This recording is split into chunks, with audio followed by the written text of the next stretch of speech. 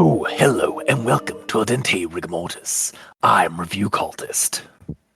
I'm Mikey. D stands for evil. And I'm the gamer in yellow. And we're here to discuss those internet stories, most creepy and most pasta, and be critically silly doing it. And tonight we have The Last Day of October, The Unquiet Past and Present. So this is yet again another Last Day of October story by M.M. Pratt, continuing her series of stories revolving around Kess and her shenanigans in various locations around the Yggdrasil Wood area. This is by M.M. Pratt 99. You can check it out at creepypasta.wiki, along with all the other stories that she has written. And before we get too far ahead, let's give our initial recommendations. Once again, I'm going to partially recommend this story. I'm going to not recommend the story. Okay. I am unfortunately also going to not recommend this one. Fair. Well, let's find out why we gave those recommendations the way we did and see if those recommendations change over the course of our discussion here. Starting with yet another a very abbreviated rundown. We'll get a second one too. Yeah, I'm sure, and I won't run out of the room this time. So Kess is back in Heron Manor near the Yggdrasil Wood, where she now lives. It's here that she laments the strangeness of the woods and recalls the dangers within, the rules set down by the locals. One such local she invited into her home, a troll named Madame Mosley, tells her some stories regarding those rules to be followed and the dangers around the woods. Mosley says to stay on the path no matter what and do not go near the old Chanterelle estate, which is deep in the woods and surrounded by a barrier of some mystical kind, and its gates have stone cairns near them to mark it off to travelers. This elven family was just the worst to the people of this land, but after the Great Court Wars several hundred years ago, the cruel noble family isolated and died off. But they didn't seem to stay dead, due in part to a curse. People tended to go missing if they ventured into the estate or surrounding woods, and close to Halloween, the horrid corpse specters of the family would walk into the local towns at night to grab people, and so it was best just to lock your doors and not open them for anyone past midnight till morning. Mosley even had a tale about her siblings almost making that mistake when they were kids. Kess, who had accidentally wandered around the perimeter of the estate once while on her walks through the woods, listened intently and eventually jotted these stories and rules down in one of her journals, though she seemed somewhat skeptical of these occurrences' supernatural nature, chalking it up to local superstition. She continued to live in her cozy cottagecore setting, and eventually goes down to the green rolling beaches to grab some driftwood for fire and kindling, unaware of a portal to a liminal space just beneath the surface. It's here, among many hallways and doors to other places, that an abominable entity known as the Hell Lion stalks out of some dark recess, and eventually passes through the portal leading up to those very same beaches, where it then proceeds to toss a shiny object down and wait. Meanwhile, Kess, while gathering wood, finds this object, some kind of disc-like jewel eye, and takes it with her as she heads home. On the way home, she does feel some kind of presence stalking her, but never sees them. Regardless, getting home, she locks the doors and proceeds to examine the jewel, which now radiates some kind of light, but eventually sets it down for later.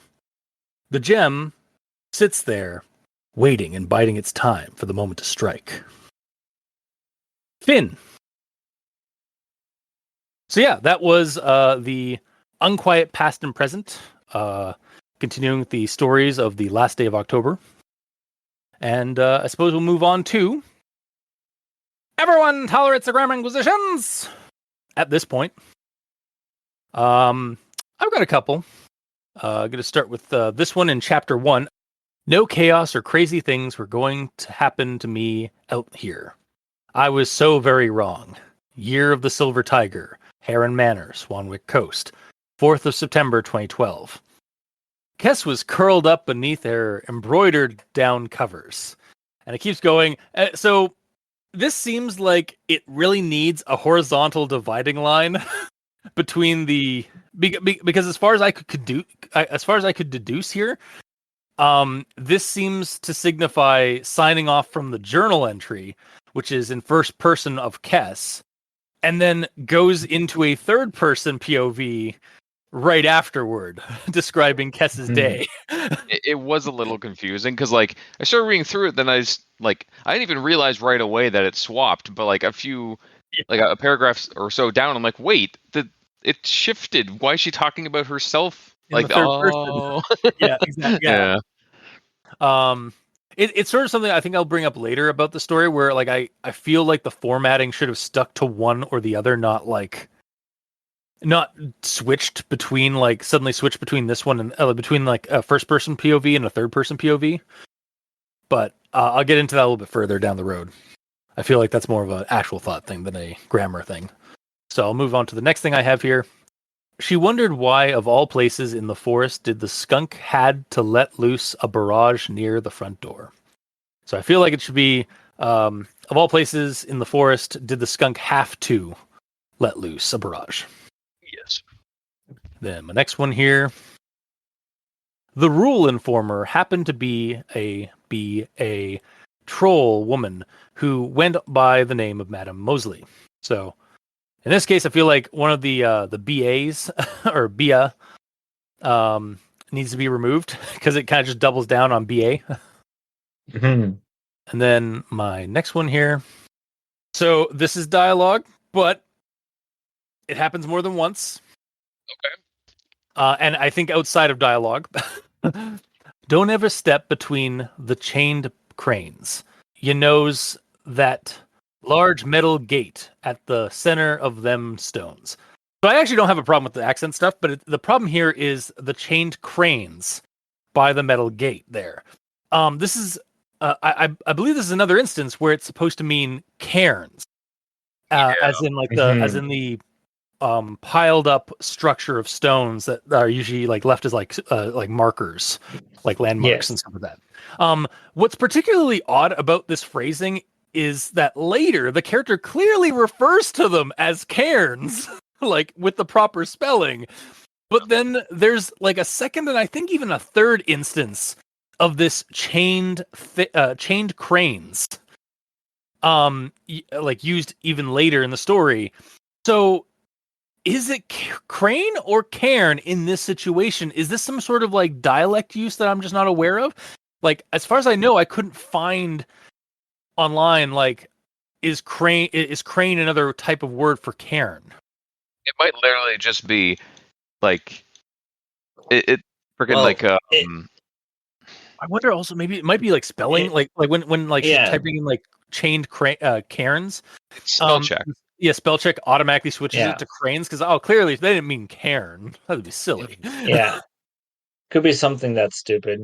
Yeah. And it's also very much a typo-nese thing, so even if you think you have the right word, you read it and you read cairn be the wrong word.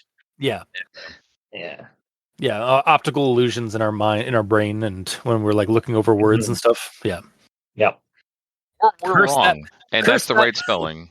Curse that human pattern recognition evolutionary trait. Or we're wrong and it's supposed to be crane, but I'm pretty sure because immediately afterward it calls it cairns and stuff like that. So I'm pretty sure it's supposed to be crane. It's supposed to be cairns, not cranes. But I'll move on to the next thing I have here. But the Chauterelles regarded them as nothing more than servile beasts, lower than even a troll or human slave. Sorry, I know this is dialogue, but this is really more just a inconsistency typo here because the family name is referred to multiple times as Chanterelle, Chanterelle, and in this instance, the person, and in other bouts of her own dialogue, she calls them the Chanterelles, not the Chauterelles, which is the way it's spelled in this instance is Chauterelles. So maybe it's it's probably just another typo where like the U is supposed to be an N, but I just had to bring that up because it stood out. But I'll move on to the next thing here. Never ever answer the bloomin' door at this here hour, she told him sternly, especially when them mad juntry daters is walking about. So it's a little hard for me to like pronounce what happened here, but I think actually so this is an instance where never ever answer the bloomin' door at this here hour has quotations around it because it's dialogue. Mm-hmm. And then it says she told him sternly, and then it doesn't have any quotations around the next bit, which does sound like it's supposed to be a more dialogue, especially when the mad juntry debtors is walking about. Yep. Oh, because it's also in an accent as well. Yeah, exactly. Yep. So it really felt like that should have also been quotations as well, because it's another bit of dialogue from this character. Mm-hmm. So, and then my last one here for chapter 1, she thought about what lurked beyond those ancient cranes and gate, imaging the old house with its high turret walls looming shadowy and stark amidst a wilderness of briars and wind-twisted trees. So again, it's another case of like cranes versus cairns, but also more importantly for me in this one is imaging should actually be imagining the old house with its high turret walls, because she's not imaging it. She's not like taking a device out there and like taking images of the old house and such. You don't know that. I'm pretty sure. I think I'm safe to assume that she meant imagining. Those things. Probably. But yeah, but that's the end of my grammar acquisition for chapter 1. So Mikey, the E stands for evil. I'm good. Okay, gamer. Chapter 1. In this dream, a steady stream of skunks was pursuing her. I feel like it should be were pursuing her. Yeah. And then the next one is when Madame Mosley is mentioning, is doing the promise and listing the things that she's wanting Kess to promise. She says, promise me you'll heed to them the most important rules, and then there's colon, and then the first rule, and then it jumps down a line, does the second rule, jumps down a line, does the third rule. Personally, I'd rather have all 3 rules on separate lines to like punctuate them, or have them all squished together in one paragraph.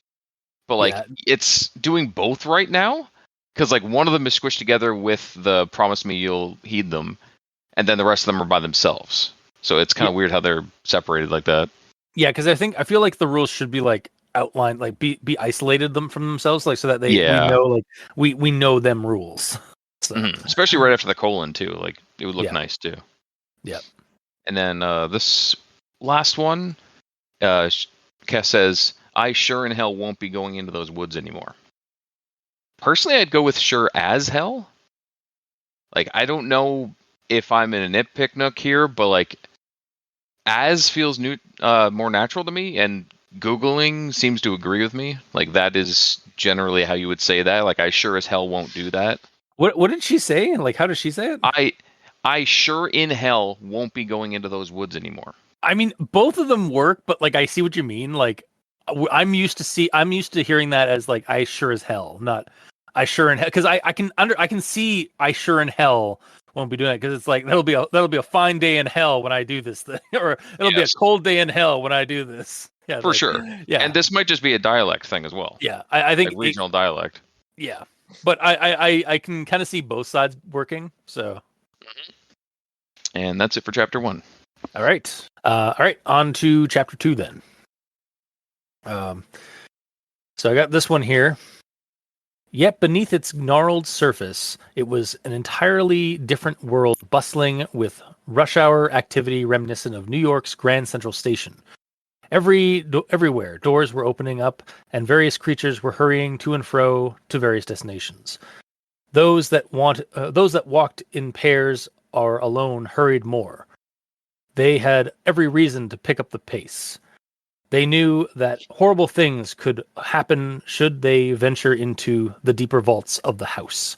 So I feel like it should maybe give this story. I feel like in this around this area of the story, when we get introduced to this new liminal kind of like place, I feel like that place should have like a proper like kind of moniker, like the house with a capital T on the. Since it seems like that term, like the house, is used a lot, but it's like always just like a lowercase t, like the house. I don't know, like this is just kind of like I felt like this location needed a name, and they need to be given a name in the story, like proper. Like I even like had a thing here, like a suggestion for a sentence to go here. It's like those that traveled its doors and hallways knew it as the house, in quotes, or something like that, like something along those lines. Just because like it keeps referencing the house and stuff like that, and it's just like I feel like this place needs needs to be named properly in the story, rather than just like constantly describing it as the house. I'm not supposed to know the name of it yet, because like that's something that's going to be brought up later. I don't know. Maybe, but like this is also like a third person like perspective here, like so it's like not Kess is not even in the know about this, so yeah. But yeah, that's just like something I would probably do if like I was writing the story, was like I'd probably like name this place so that like the reader knows like the significance, that's a significant, strange, dimensional like place, and not just a simple, not just a remarkable house. That's basically all I have for chapter 2. Really, is the house thing, Aside, it also kind of reminded me of like because that place kind of reminds me of like the old house, or the oldest house from Control, but that's neither here nor there. So, Mikey, do you have anything for chapter 2? No. Gamer, do you have anything for chapter 2? I believe I do. Okay. I don't recall the context to this. Not that it really matters. But it says, weathered gray by the elements, it looked innocent enough. I feel like it should be looked innocent enough. Oh, yeah. Weathered gray by the elements. It looked, it looked innocent enough. Yeah. But that's all I got for chapter 2. Yeah, because that's in reference to the redwood stump. Yes. That actually holds the portal to this liminal space. So, all right, on to chapter 3 then. I only got one for this one. It seemed much radiant than when she first found it. So I feel like it should actually either be it seemed more radiant or it seemed much more radiant. Like more needs to be in there. Yeah. It also needs to be than instead of then. Yes. Yeah. Because right now it's then, like as in like, and then, Mm-hmm. rather than than. Yeah. Mm-hmm. Mikey, do you have anything for chapter 3? Nope, you got it. Okay. Gamer, do you have anything for chapter 3? No, you got it. Okay. All right, Mikey, lay it on me. I know it's coming. Yep, the conjunction junction. Here comes the conjunction junction train. Toot, toot. Here comes the pain train. And next stop, conjunction junction. Toot, toot. Chapter 1. It was a low and rounded house, with white plaster walls and a roof thatched reed, plopped on a low hill above a marshy stream. It was a humorous house, with a certain froggy charm. It was a happy house. Its quilted lairs were supposed to offer the occupant a comfy, warm space to creep under and shut out the outside world. It was only a week ago when Kess was first made aware of the rules.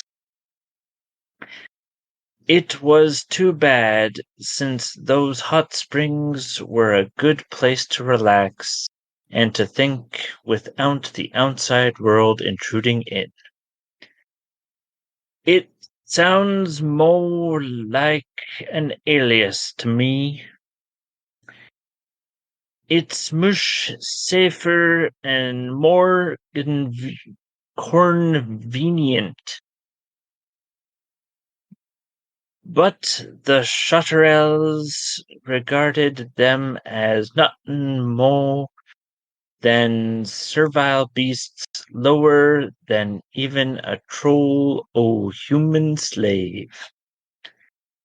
It's widely believed that anyone who dastes to venture past the cairns to stand in front of that gate will be stricken with bad luck, illness, and whatever death under mysterious circumstances. It's a vicious curse spawned by long ago cruelty and heartlessness, and I hope it doesn't come true for your sake. But yo didn't step between them chained stones.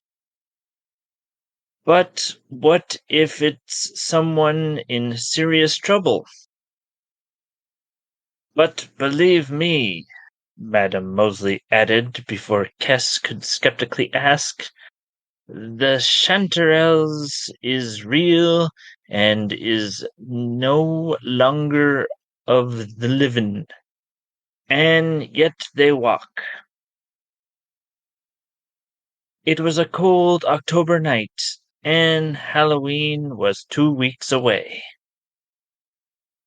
It was Mum rushing in with a fire poker, and Pa not far behind with a Rowan oak club. It was the Chanterelle died.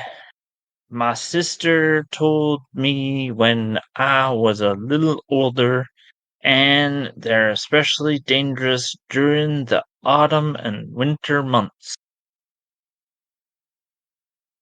It happened to be her third journal, newly purchased shortly after she arrived in Waldachia. Or else they all became the unfortunate meal of a local predator, a rock tiger, or an amphitheater. Yeah. Yeah. It all had to do with sharing a similar wavelength as well as a common ancestor. But that still doesn't mean they got plenty of old magic left to put up some arcanely powerful barricade against evil. It should have gone out by now, had she been adding more wood in her sleep.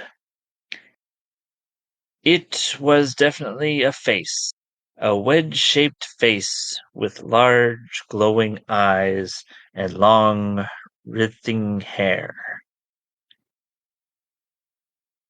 Chapter 2. It's lots better than a measly scrap. It began to draw him upward. It's gone, the hobgoblin said, highly relieved. It soon vanished around the corner. Chapter 3. It might have a smidge of magic, maybe even old magic. It might even bring her good luck. It seemed much radiant then when she first found it. Finn. Wow. I have some notes. So at the beginning, house is quilted. Because it was describing the house like it was a happy house. And it was like it kept describing the house, and then it cut to immediately to that line from the about the blanket, and it was like it was it's quilted layers covered in you from the outside world. So yeah, that was the first thing. It was just like it's like wait, the house is quilted. I mean, it would make sense for like the way it was described a little bit, but also, I love your accent reading. like through it, I was like listening to feeling out the sounds was kind of magical. Yeah, I was trying to like weave together like- what you were saying, but like I was so thrown by the accent. And like, this is not like me like poking fun at you at all, because like I get it. yeah, And like I got some notes about that in my in my actual thoughts, but like yeah, like it was just funny. It was just fun, like hearing you like trying to sound out some of the words, like some of the accents. And then the other comment I have is like this sounds like it's all happening in the same house from the start. So like everything that like happened like wasn't like in other stories or anything. It was like all happening in the same. So like their mom and dad showed up with like poker and bat in hand. And then like there's a hobgoblin like cowering from something that's like stalking through the halls of the same house. yeah, Yeah. yeah, because there's like no transitions or anything like that. Yeah, exactly.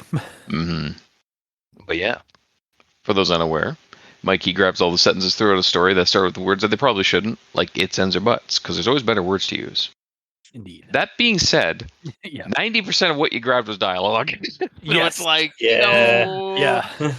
You got to give it a get it. pass. Yeah, Yeah. you got to do it for the bit, but yeah. Yeah. Well, like especially since like most of like a good portion of chapter 1 is all dialogue. Yes. It's just like oral storytelling from one character to another. Mhm. So, but yeah. All right. I guess with that, then we'll move on to actual thoughts. So we're going to start before we get into any of the chapters. Let's start with the images that are provided in this story. I'm kind of surprised this one is all photos for the most part, and not like straight up like drawings by MM Pratt this time. She did But- do 27 previously. Maybe she That's put true. herself Yeah. Yeah. That said, also, so we brought up last week about the like how like she had like 27 art pieces and stuff like that were all like pencil stuff and all that. In this one, so like some of that stuff, so this one actually has an instance in the story where like she describes like that like one of her first journals is being illustrated by her like brother. Mm.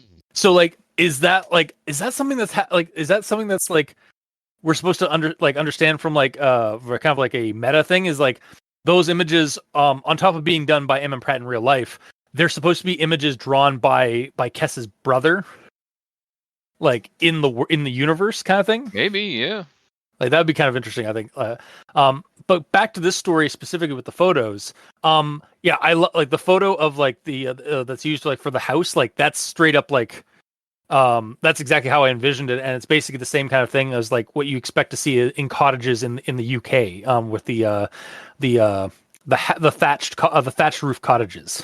Mm. Like that's a thatched roof cottage right there. I do have one note about that though. Yeah. Based on the description. The description said that cottage was like round everywhere. Like, including the windows, which they aren't there. There's I was like saying like there's technically one in the door, but actually looking at that O in the door, I think that's actually a watermark. But like I get it Yeah, because an image was grabbed and they made a story. So it's not an image made for the story, so I get it. Yeah. I also feel like the images for the most part are, again, they're not intrusive for the story. They actually kind of help highlight the story a little bit. Like we got a skunk image. Although The skunk image is the best. especially like hello, my name is Bob. underneath them. Completely random. I love it. Yeah. Oh, that's very dream logic though too, also. Yeah. But then we also get like the foggy forest, and like this strange like object in the woods, this wood carving. the chain and like the gate, we see that, and then like we also when it's referencing to the War of the Courts and like the chanterelles, we get an old like medieval painting of people like walking through the woods and stuff like that, which kind of could be like a depiction of the Fae or the fairy folk in the courts.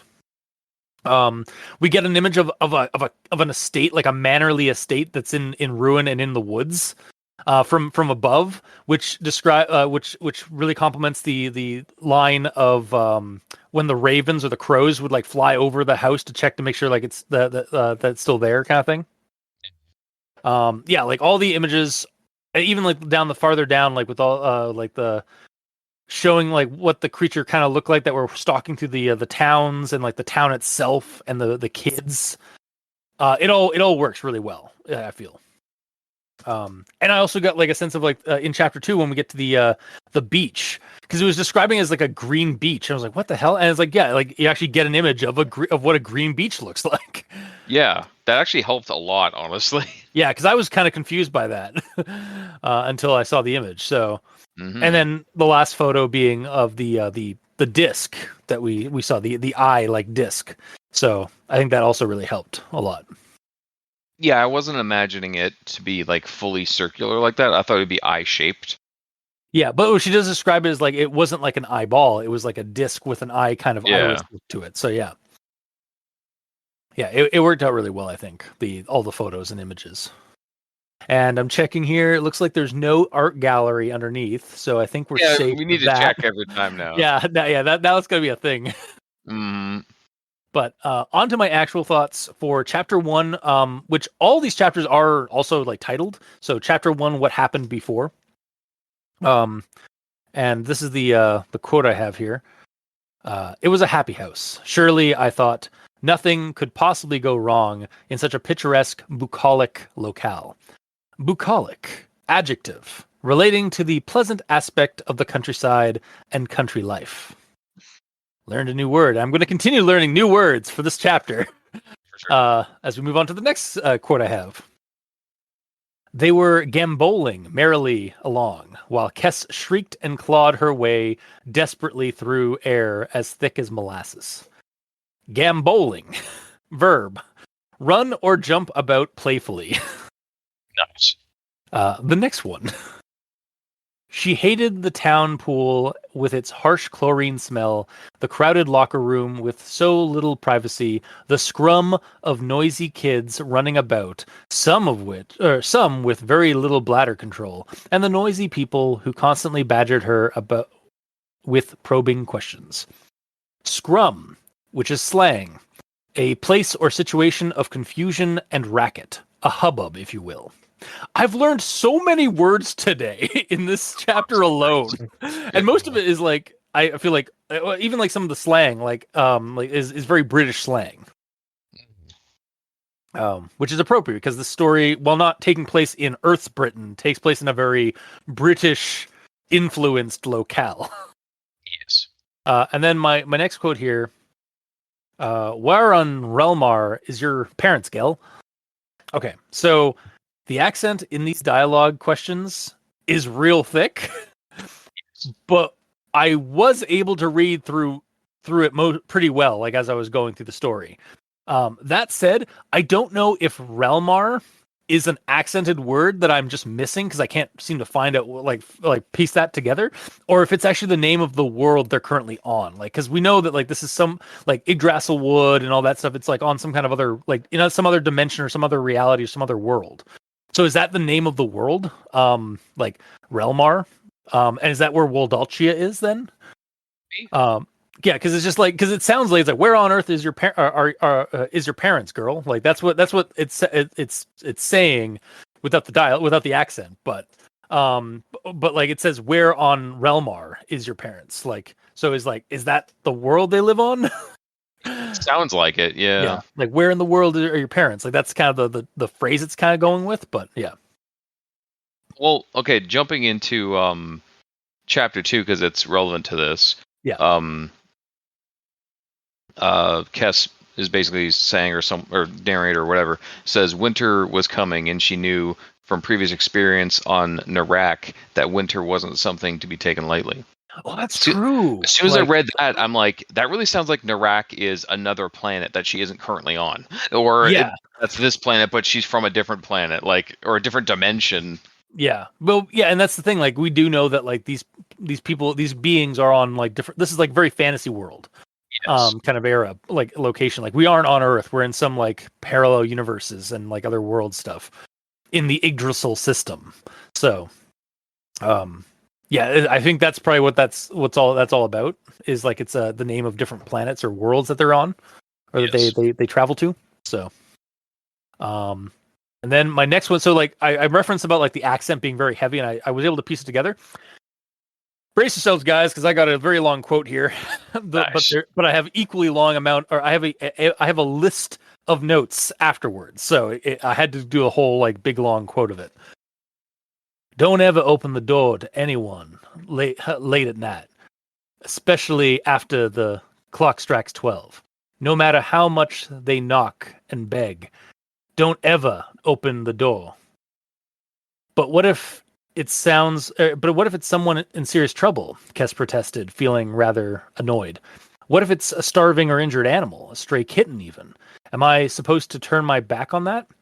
Sometimes a closed door, as fine as your instincts, is the best defense against thins of the dark world, especially the thin like the chanterelles. The chanterelles? Kess looked startled. Aren't they all dead and gone, or gone away with the other high elves of Elfheim? Unless these chanterelles were dark elves, then they retreated underground. Dark elves are actually dwarves, dark elves is actually dwarves, Madame Mosley explained, and they're not such a bad lot when compared to the jest. Or compared to that just Chanterelle's bunch. Them highborn were just as bad as them Hualau humans, fiercely narcissistic and violent, savage to a degree that made even the she shake their heads in dismay. And that's not the worst of it. Okay. So I've got a few things here. Number one, this feels like foreshadowing to something we've seen before or might even see again in Short Hoggers, like the whole specifically because I'm referencing from Ellie the Ellie Lambert story, which we know is an early version of Short Hoggers.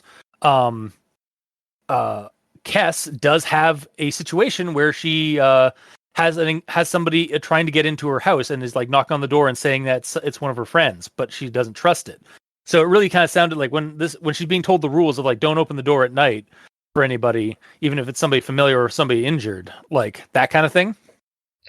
Really kind of feels like that's going to come up, or is that's like almost foreshadowing for that event if that scene is still in Short Hoggers. Number two. It's mentioned earlier of a war of the courts, and here we even get more information about that the Chanterelles were elven in nature. So I wonder, and I think I'm guessing right, is that the court wars was like a war of the elven courts. Like in folklore, elves and other fairies have seasonal courts, like the summer court, the autumn court, or the winter court. Specifically, the summer court and the winter court are the ones that are usually like most prominent in folklore and stories. They're also known as the Unseelie and Seelie courts. So I guess that's like kind of what the referencing of like the court wars, or the war of the courts. Also, this quote references the she. Now, in the spelling, it's Sidhe, but you pronounce it she. Because it's like Gaelic or a traditional Irish word for the Fae and the fairies. Okay. Which, along with the old world association of dark elves equals dwarves, which is a thing in like Norse mythology, like the dark elves are the dwarves, and such. I just really want to like emphasize this stuff because I really like this little bit of like further world building that we get explained to us by a character in the story. It does that a lot. Yeah. Similarly, we get getting to hear a little bit more about the Huala humans, and at least they're even in as a comparison to these cruel Chanterelle people, and how like it would make even the Huala humans like seem like timid in comparison. And finally, my third comment here: the heavy use of an accent by Miss Mosley or by Madame Mosley in this story is really cool and immersive. Despite how heavy it is, I actually found myself really quickly able to translate it on the fly while I was reading the story, and I was reading the story for the most part aloud. Though for as much as it's used, as Mosley tells these stories to Kess throughout this entire chapter, it can be a bit tiring during long stretches of it. I gotta say, it's really ballsy to have the character that tells this huge amount of exposition all in like a thick accent. That's like incredibly ballsy. Yeah, it's like a very thick, like UK kind of accent, or well, it's kind of like I kind of kept slipping into like Southern American accent, but like Southern Belle. But like, you know what's funny? The Southern Belle accent, like that Southern accent from the States, is really just I think I heard somewhere that it's actually just a sped up or slowed down version of the English Cockney accent or like the English accent. So it could go either way, like depending on how you're reading this accent. But if also, I mean, not to be like not like fictionally racist, but it does kind of fit a troll. Yeah, it does. Yeah. Especially the way like they're describing like how her tusks are like her teeth are like protruding from her lips because she's when she's drinking the tea, and like she's got like meaty like salami sized pinkies. Yes. So yeah, it just really kind of seems to fit her character, and it's really, like you said, it's really gutsy to use that for an entire like storytelling. And but while good on you for sticking with it, by the way, like Jesus. Like even though like I'm saying like it's like while it is like kind of like tiresome sometimes when you're reading it, especially for a prolonged story, it just adds to the immersion level of this whole thing. Yeah. But yeah, so yeah, I really enjoyed the dialogue and stuff of that. Even with the accent and stuff of that. Although yeah, it can be a little exhausting when you're reading it. You just got to put that little extra work as a reader to get through it. But yeah, I'll move on to the next thing I have here. While Mum yanked Danny away by his arm, Da scooted forward and kicked the door shut. The hand ducked back, but it wasn't quite enough, for the heavy oak door slammed shut, snapping off the tip of the fingers. This prompted a hair-raising squeal from whatever it was that stood outside, while the fingertips writhed and squirmed around like maggots on over the carpet. I really like this description of the fingers like snapping off and wriggling, still moving on the floor. I also, as soon as I was like reading through this, I immediately like envisioned the ring wraiths from the Lord of the Rings movies, like their squealing screech when the door like slammed on its fingers.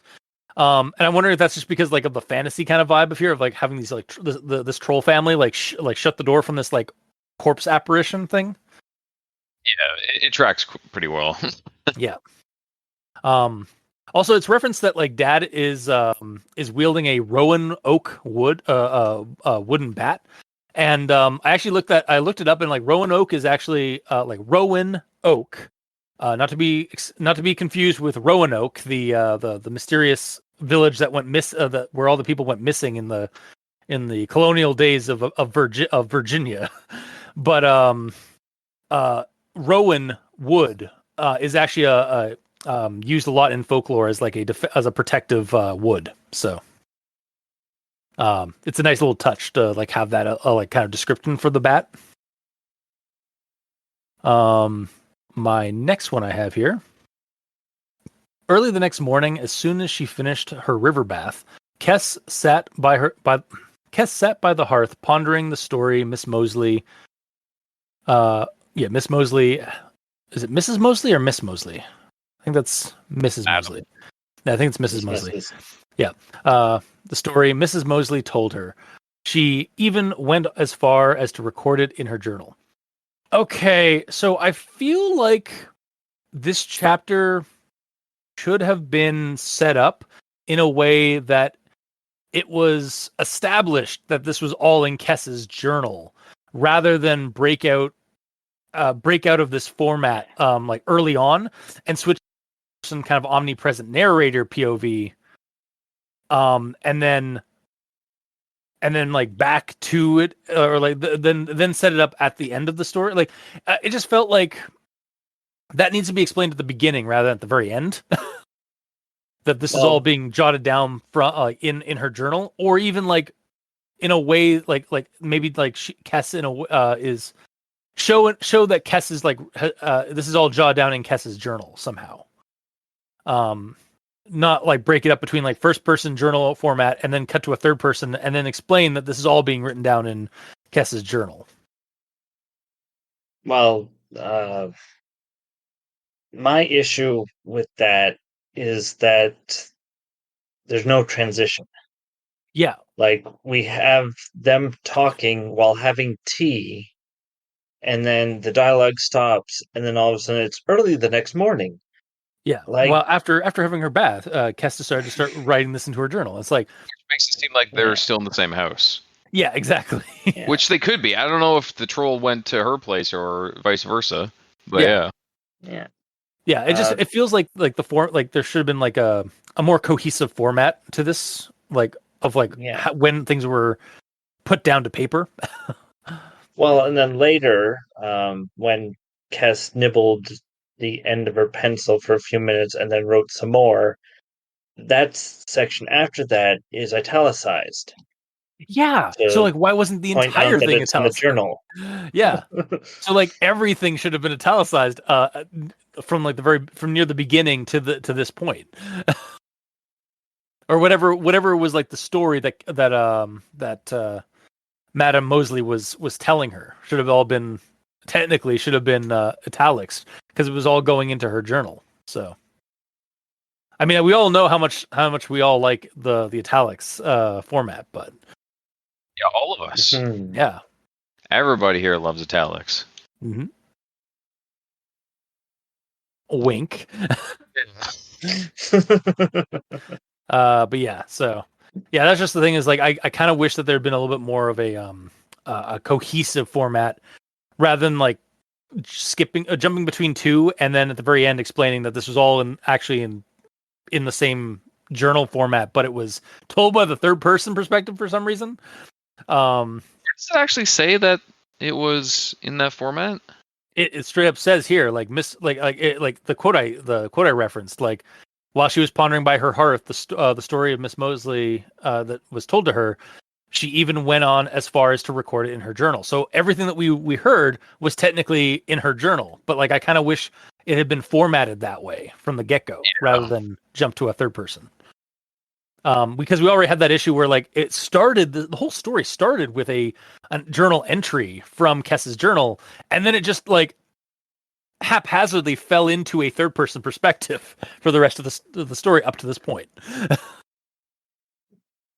But anyway, I'm assuming she didn't like write down Mosley's like accent the entire time in the journal.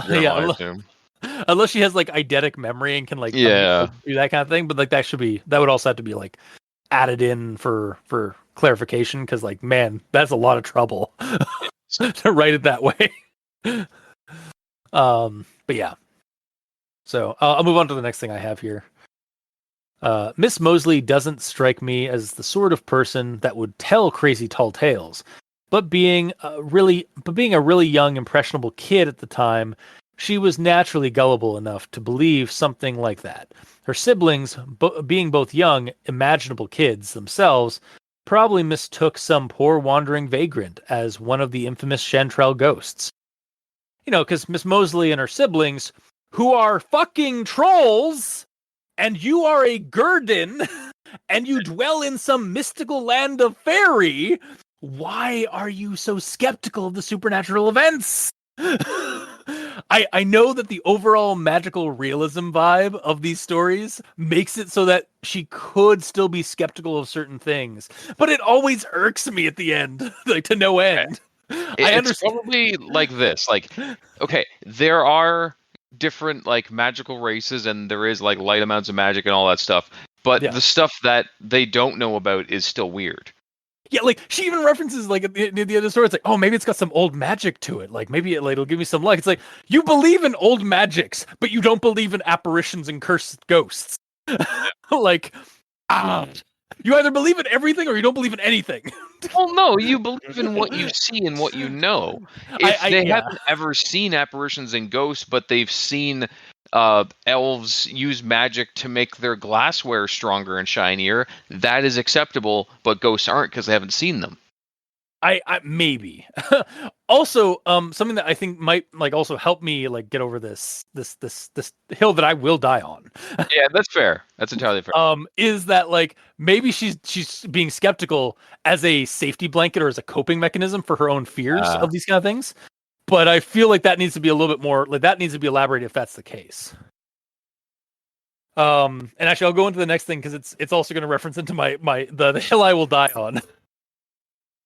As for those 3 brick kids disappearing, well, a lot of things could have happened. None of it supernatural related. They could have fallen down a sinkhole. I know I nearly did while in Saphrasia. Or gotten lost and eventually died of exposure. Perhaps while taking shelter in one of the many isolated caves in that rock formation. Or else they all became the unfortunate meal of a local predator, a rock tiger, or an amphitheater.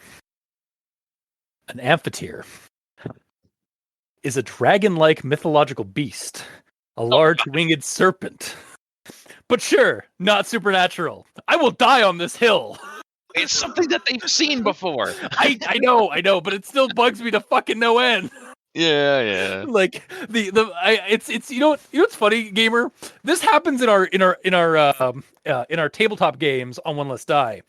From you most of the time is like, why would I find this strange? Why would I be terrified of this? Yeah. I live in a fantasy world. Yeah. Like when you're calling out my ask for a sand roll. And it's like, why do I need to roll sand? This should be normal to me at this point. Like that's what I'm by like, the 15th time I've been bitten by a zombie or something, it's kind of normal. Yeah, but at that point, the sand check is also not for the supernatural element; it's for like the bite, or for like the threat of death or worse. Mm. But yeah, God,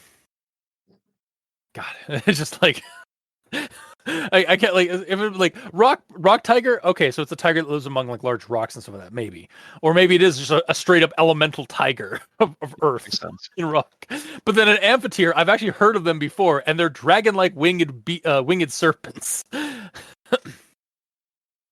All right, I will step away from my soapbox, and I will continue on to the next thing I have here, which happens to be related.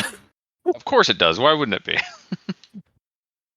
That would certainly take care of the ghosts or whatever haunting that old place, or else build a big blooming fence around it to keep people away. Don't just put up a bunch of magical standing stones around the front gate with a list of rules to follow. So she even like suggests that she does believe in ghosts or hauntings of some kind. And I don't like when she was saying it's like, oh, they should just put up a blooming fence around this place to keep people out rather than these magical standing stones and a list of rules to follow. And I was just like, I don't know. I think those are basically the same solution. Like either putting a fence up or like the standing stones around the gate and like rules to like no go near it. Does Kes just not like magic?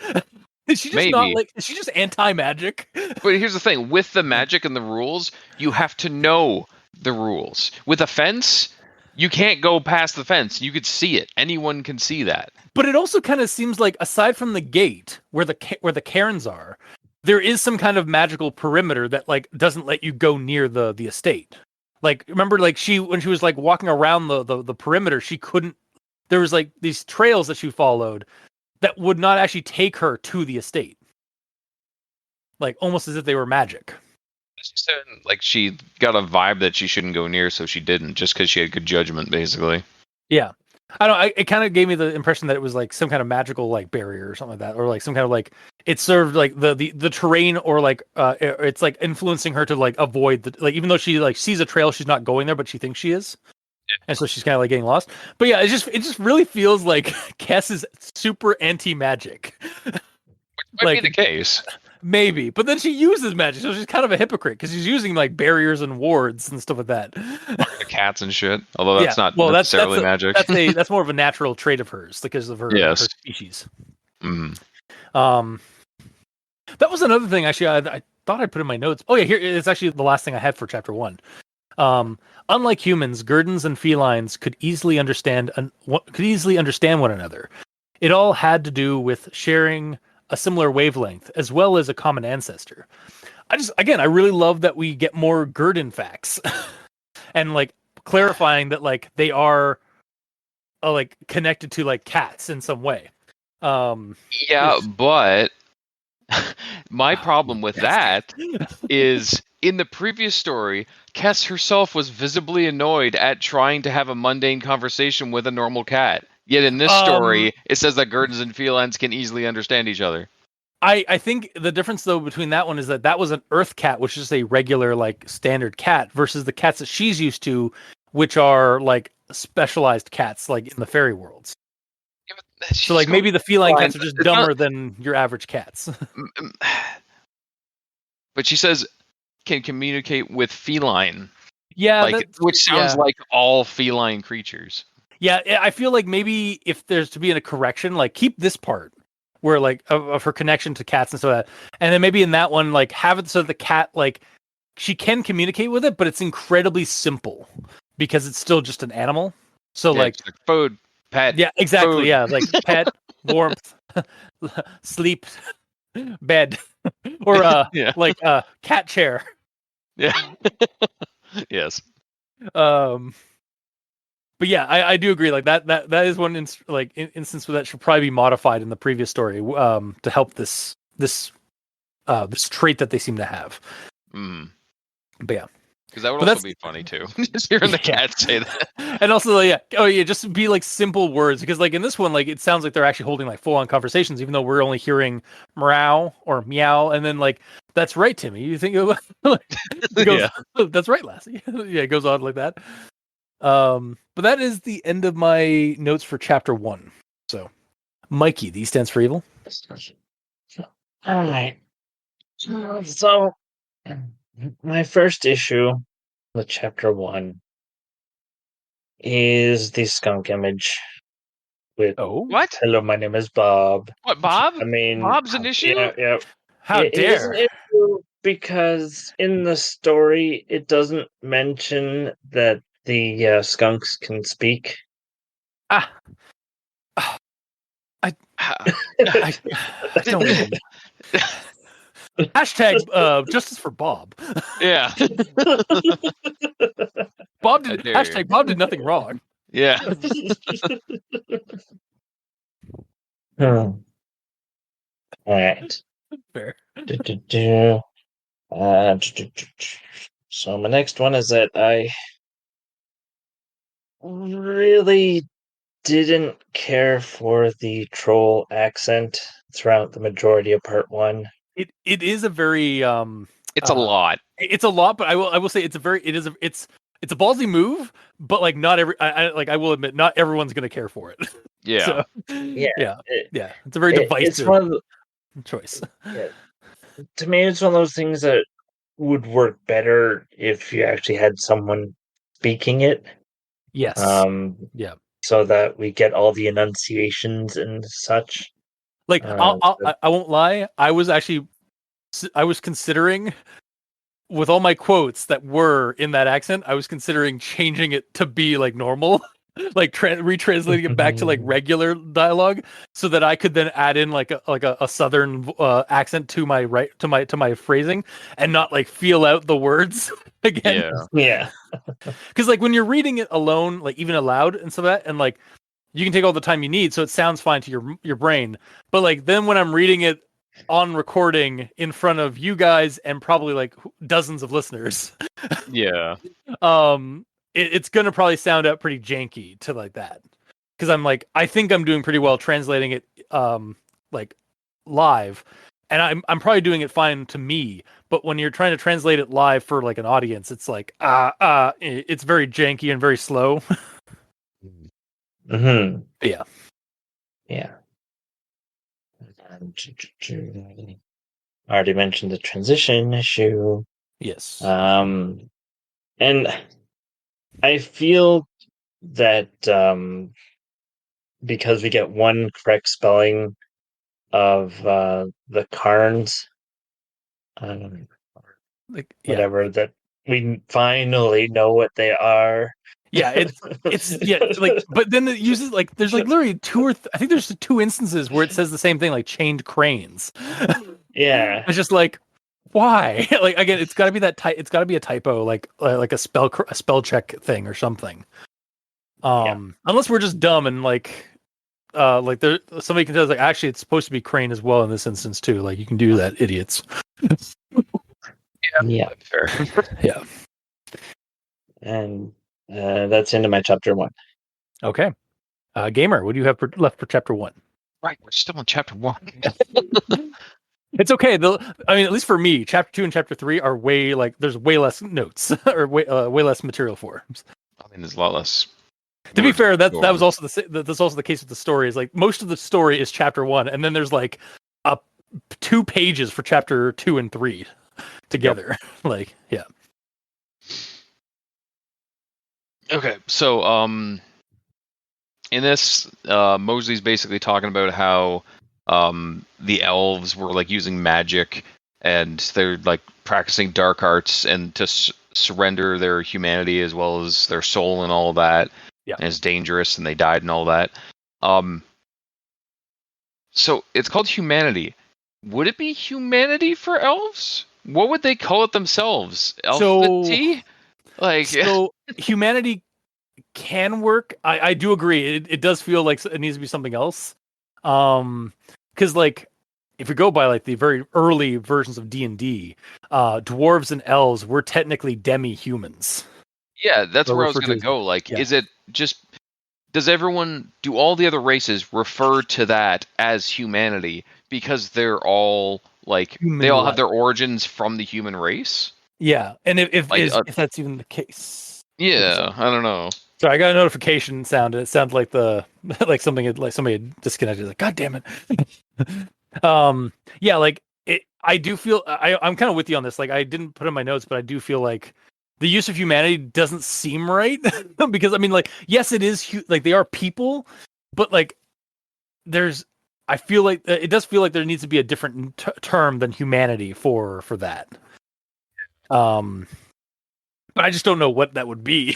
I don't either. like because I mean they're people of fairy, so like all of fairydom. Maybe I have heard that term a couple of times. People losing their fairydom. Oh yeah, humanity. Well, yeah, like okay, yeah, it's in reference to their humanity. So like, losing their humanity. They're honestly, actually, no, I know exactly what their soul. Like they sacrifice. Like it even, I think it references humanity like, and soul. Yeah, so like it honestly just cut out the humanity part and just put soul, because the soul is like losing your soul, or maybe even your morality. Yeah. Kind of thing like that in place of humanity. Yeah. Because yeah, like humanity is such a human-centric term, and yes, these are fairies and other entities, and so that, and like they're not necessarily human, but they are like people like humans, and so like humanity is a good word for that, but it's also not exactly I'm about to say not appropriate, but like it's not like it's not, it doesn't seem like the right word, because given that we're talking about like non-human entities. Yeah. Even though it is the same kind of thing, but like it doesn't seem appropriate. What would you say, like sentience or like self-awareness? Like that's basically what it is when you're losing your humanity, right? Well, no, when you're losing your humanity, it usually means like you're losing your like your empathy or your what makes you a good person is usually like that's sort of the term. So that's why like I suggest maybe morality, like they're losing their morality or their empathy and soul. Honestly, again, soul seems like the just use soul like alone, not use like humanity and soul. Yes, you're right. Yeah. And then it says a little bit later, she's talking about how her family lived in a village. And then like that was great until like World War II came on and frequent nighttime air raids and gas mask drills and all that. Yeah. And the I like British the visual. refugees. Yeah, I like the visual of like trolls and other fantasy races in this world joining the army and fighting in a mundane war like this. Right? Again, very Shadowrun. Sorry, Mikey. Yeah, I mean, also, that's what I was about to say. It's like a present day Shadowrun. Sorry, Mikey. I wrote that down. and actually, FASA did it again. FASA has already done that technically with their new. So FASA, the company that made Shadowrun, sorry, Mikey, and Earth Dawn, which is like the Bronze Age era in the same world as Shadowrun. They lost the rights to Shadowrun back in like in the late 90s. Yeah. So they can't use Shadowrun anymore. So they decided recently in the last couple of years to actually make their own new setting that's in a modern-ish era, but instead of cyberpunk and like the cyberpunk dystopia, they're going more with like a Victorian era steampunk. So basically like the whole situation is like a steampunk particle collider, if for lack of a better word, blew up, creating a rift to another world, which is actually like the past of Earth Dawn. And when that happened, people started expressing into orcs and dwarves and elves and humans and stuff like that, or in trolls and stuff like that. Yeah. Humans expressing back to humans. But yeah, like that's how they explain like the whole like goblinization and how people awakened into elves and dwarves and stuff like that in Shadowrun, and they just kind of like they jumped backward in time to like that for it to happen in the fifth world, i.e. the early the late 19th century or the early 19th century. So yeah, it kind of sounds like that era. It kind of reminds me of like that. I think it's called 1889. Yeah, I remember it having a really boring name, unfortunately. Yeah, and it centers around London because London was still like an empire at the time when it happened. So like they're now more of a powerhouse because they have the steampunk technology and now magic. So it's now a Victorian era steampunk dystopia rather than the cyberpunk dystopia of Shadowrun. But getting back to this, yeah, like I do like the idea of just like again, the way it's described, like the British refugees. So like, did they like? So these refugees, like, because a lot in real World War I and World War II stuff, families were leaving London and like the populated cities and moving out to the countryside, so that they were not they wouldn't be bombed. Like that was the thing that was actually happening. So I kind of like this idea of like these British refugees fleeing into the countryside and like slipping into the fairy world. And this town of trolls and dwarves and other elven creatures and stuff like that, just taking them in, like, oh yeah, come on this way. Yeah, they're all good people. Yeah, they're actually again like they're just regular people. They just happen to be like creatures of fairy. So yeah, I do agree with that. Like the idea of again World War II fantasy races is just really cool as a concept. So, Madame Mosley goes and tells a story, the origin of like the gate that's in the woods with like the bent trees that are going away from it and like the chained rocks that are untouched and all that. Mm-hmm. And like we get the story of the mansion and that accompanies that, and like the people that used to live there and what happened to them. But there's no word of like why the mansion isn't there anymore, why the trees are bent, why the rocks are chained up, why they're like still clean even after sitting there forever. And that doesn't get answered through the whole story. You're right. Unless I missed it. I kind of just chalked it up to being like a spooky curse magic that's just over the place. So it's just like it's like because like obviously the trees like bending away and the nothing growing on the rocks and so that, and like that's basically just like a sign of like cursed earth kind of situation. Yes, but like, Yeah. the whole reason that Madame Mosley told this story was to explain that whole area. Yeah. And she basically explained where the gate originally was attached to, but nothing to do with where the house went or like anything else about that. Fair. It's like we got half the story. Yeah, that's true. Well, she just told the bits that she wanted to like to just kind of scare Cass into not going near it again. What I don't get though is why Kess didn't go. So where is the mansion now? It wasn't there anymore. Like that seems like a very pressing question to ask, right? It did say that the house is farther in the woods than the gate. So like I figured like that spot, that patch in the woods where it's like bare and where the gate was, like that's where the gate is. But then like further past that gate is deeper into the woods, which is barriered by some force or like some weird like thing that we mentioned earlier. That's where the actual like manor is, or the mansion is. Oh, one of them saying that it was weird that there was a gate there, but no mansion to accompany it. I thought So, like, but didn't it describe that like the mansion's further like further back from the gate, and that's why you can't see it? Am I just like maybe there's just like so much trees in the way that you can't see, but I don't know, or it's so far back. Yeah, that's how I kind of interpret it, because there are like hell, there's places near us like in real life that are like that, where like the gate is there's a gate, and then there's you have to follow a almost like a private road to get to in the woods to get to the actual like property. Here, this is Kess saying, yeah, I always wonder about that. Why build a big gate without a big fancy mansion to go with it?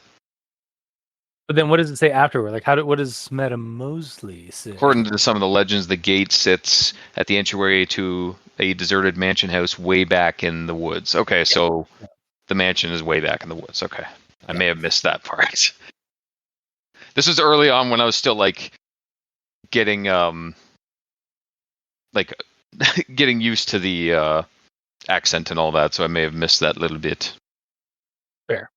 So yeah, it is also it's way the fuck back there. Yeah. Then my last one here for chapter 1. She hath thought how easily it was for the imagination to be fooled. This is in regards to she like wakes up and like she looks at her fireplace and she thinks that she sees eyes coming out of it, and it scares her for a second. And she says she thought how easily it was for the imagination to be fooled by things like shadows and firelight. Don't you mean shadows, fog, and firelight? I thought the same fucking thing, man. I didn't put it in my notes, but I thought the same. I was like, that sounds awfully familiar to a title. It really does, doesn't it? Mm. Yeah, involving a Gurdon and a bunch of other supernaturally inclined entities. Yes. Yeah, but that's it for chapter 1. Yeah, I wonder if that was like an intentional like thing that like maybe like that M. Pratt put in her stuff, or if that was just like a happy coincidence of, oh yeah, she wrote a story that had a similar title. Yeah. All right, on to chapter 2, Gateway. So with this quote here, the Zymac pricked up his ears. Could it be a scrap of Stilton? He tentatively asked. It's lots better than a measly scrap. Look. A tin full of scrumptious cheese balls poked through the crack. The Zymac hesitated, blinking his bright button eyes. Go on, the voice urged. Try some. Licking his chops, the Zymac reached out a paw. Yet as soon as he took one, a purplish red tentacle shot out from behind the door. So, and it goes on to like he eventually gets grabbed by the creature and then eaten. So connective tissues time. I recently watched. I recently watched Beetlejuice again, like the first one. In like to get ready for like to watch the second one. That's coming out, that came out to theaters. And this scene brought to mind the scene from Beetlejuice where like Beetlejuice lures a fly down to his lair with like a chocolate bar and then like to eat. Yeah. There's a very similar like vibe between like the scene and that old scene from Beetlejuice. So But it's funny because like as soon that shot to mind as soon as this happened, but it's just like a common thing of like, yes, come to the door. I have cookies. Yes. I have this snack. You yeah, that's just all my connective tissue time for that. And then the next one I have is around the same time, a hobgoblin and Churka were coming back from visiting a friend or visiting some friends. I couldn't seem to find Churka on Google or anything like that as far as folklore creatures or something. So at this point, I'm assuming it's some kind of like creature or entity created by directly created by M. Pratt 99. But I kind of wish we had gotten a little bit more description if that was the case, because I don't know what a Churka looks like. Yeah. And then the next thing we have, where's he off to, I wonder? The hobgoblin said curiously. I don't know, and I don't want to know, the Churka replied. I just hope the next poor bloke who runs into that guy comes out as lucky as us. Meanwhile, the Hell Lion finally found the exit it wanted and stepped outside. So this is really in reference to like the location that it came out of, like this place of endless halls and doorways to other places and stuff. I just really love this liminal space of many doors that go to different like realities and dimensions, presumably. It's very Scooby-Doo. Yeah, very Yes. Oh my god, it's yeah, you're right. It's basically the Scooby-Doo. Oh god, it's the Scooby-Doo hall. Yeah. But like it's also like a very much like the oldest house from Control, or like that hall in the Matrix. Where the Keymaster has to like open up the doors to like other places in the Matrix and such. I actually just really hope this gets explored to in some way in some other stories by M. Pratt, because I'd love to like see more about this. It seems like a sort of like a dimensional threshold like hub, or a transdimensional junction of like various locations. It's kind of like almost like the MIB too, like the MIB headquarters in one of the movies, where you just see like these doors that open up from other places as characters are going through to and fro. So yeah, I just want to know more about this liminal space as I want to do. But my last thing for chapter 2 is this one here. He found himself looking out over a long stretch of green beach strewn with driftwood and hummocks of beach grass. Hummocks, or hummocks. Noun, a hillock, knoll, or mound. So it's some kind of like small, like roll a few like basically like rolling hills, or like little hills and mounds and stuff like that. Not quite a hill, but like something smaller than a hill, but still like a kind of a bump in the terrain. it's a speed bump. Yeah, basically. Natural speed bump. Yeah. But that is it for my actual thoughts for chapter 2. So, Mikey, what do you have for chapter 2? Okay. So this is tied into chapter 1. So in chapter 1, we make a big deal about the not going through the gate or messing with the Carns. Yeah. And all the rules and whatnot. And then we get to chapter 2, and then, unbeknownst to Kes, there was another gateway laying several dozen paces from where she was gathering wood. Oh god, I just realized a probably an unintentional reference here. We were told to watch out for the gate in the woods, not the gate in the grassy knoll. Yeah. Yeah. Like it's the second shooter. It's the second gate. Yeah. So I feel like there should be a warning that there's more than one gate, not just here's this one.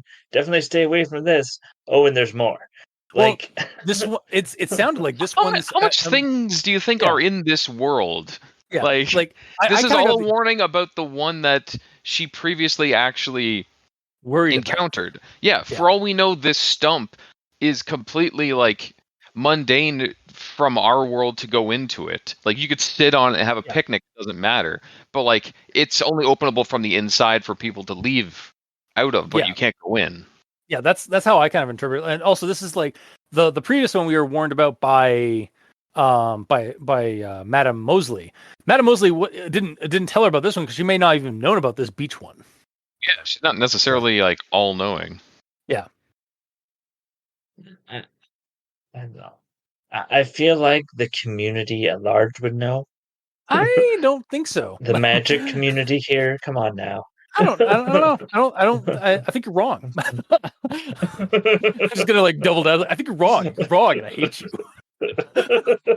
No, like for real though, like I think it's just like it was telling us like the dangers of gateways, and then it gives us this other gateway that like that no one's aware of. That's by this seemingly harmless place that she's going to.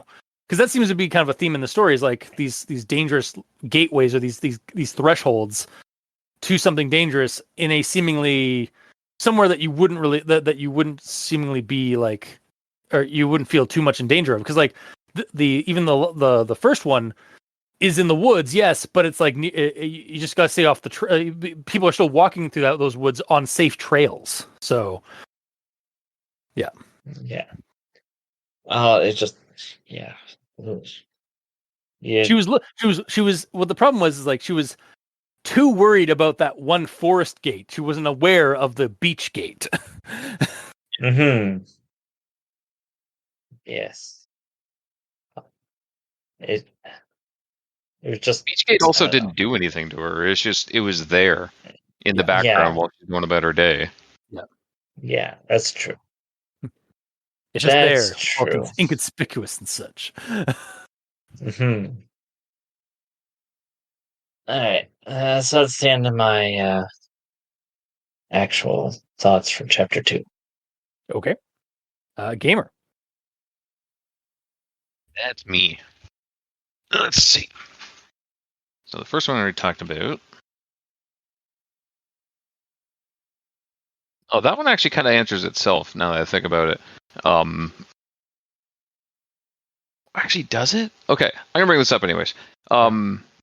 Unbeknownst to Cass, there was another gateway lying several dozen paces from where she was gathering wood, and that's regarding the stump with the liminal space in there. As soon as I read that, I'm like, what is the previous gateway they're talking about? But the literal gate? Yeah. That's not a gateway technically? It is technically, because like it's like it we were referencing a physical gate, but it also is a gate to some place in the woods that like might even be liminal in itself, because of like the whole like mystical like part of that forest with that curse. I guess when I read another gateway laying like and it described like a different dimension, it made it seem like it was referring to a different dimension previously as well, but it's not. Yeah. So a gateway of a different color kind of deal. Yeah. Again, she was so focused on the one gate, she didn't realize about there's other gates that are like more subtle. Yes. And then we get to the Hobgob and the Churka hiding. Like how you just like short for the Hobgob. Yeah, it's a Hobgob. The one says like shh, whispered the Churka hoarsely, don't make a sound. They listened, holding their breath. After 10 minutes of utter quiet, they heard I know you know I'm gonna and they heard a slow tread of feet on oak boards. Footsteps soon passed the door and then faded in the distance. So 10 minutes? 10 solid minutes, first off, which is crazy.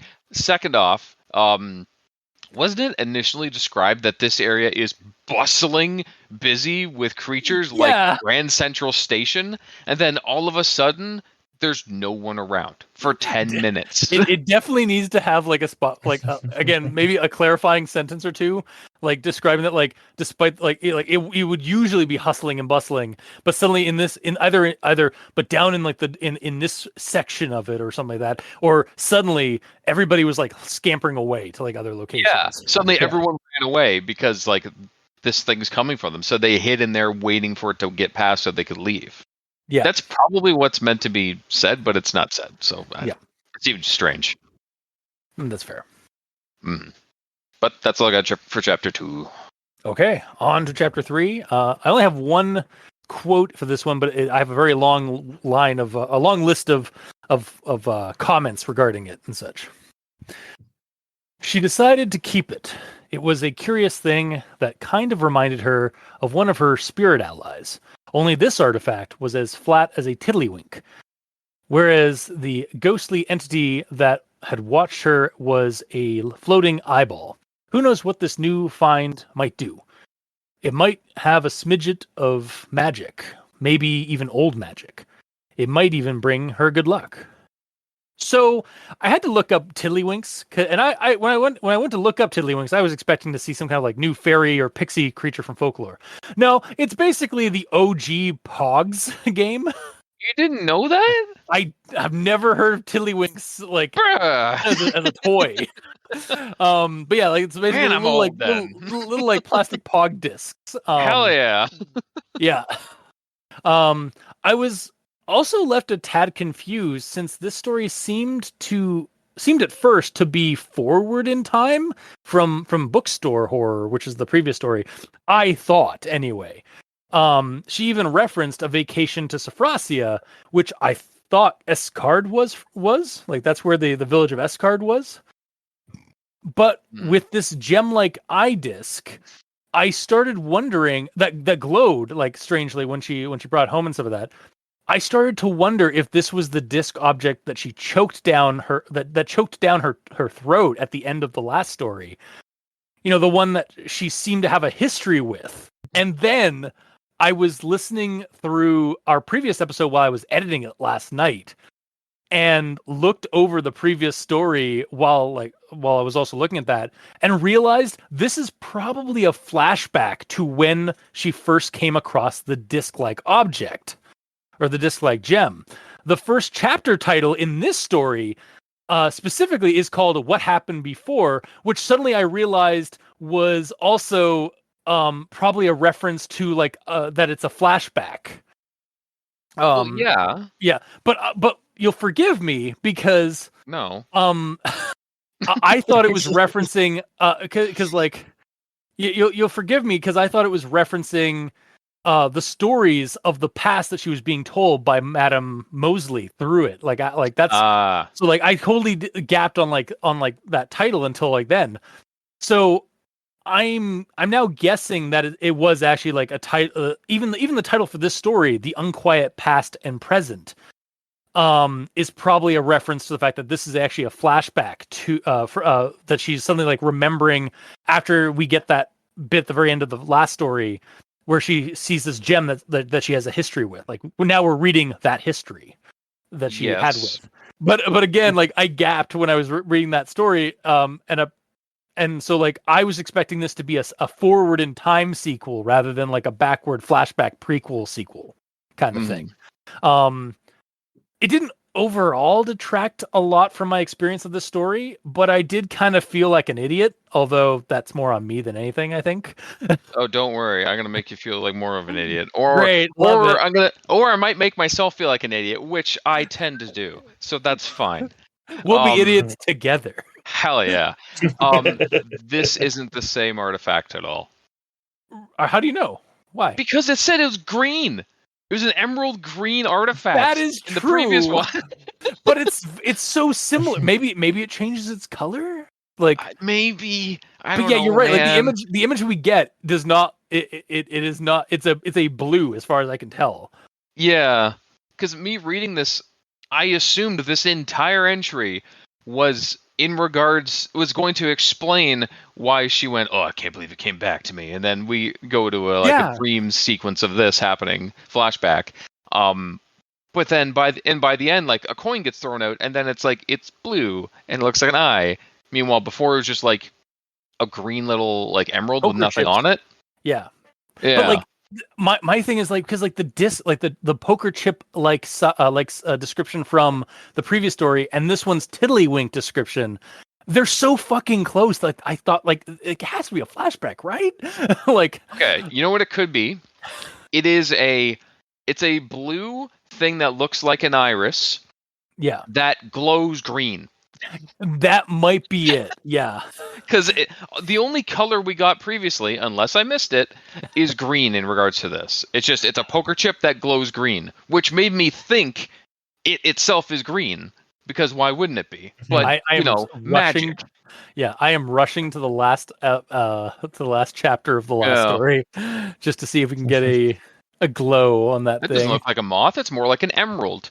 Looks more like an emerald, which means it's green. Right, emerald don't glow like that.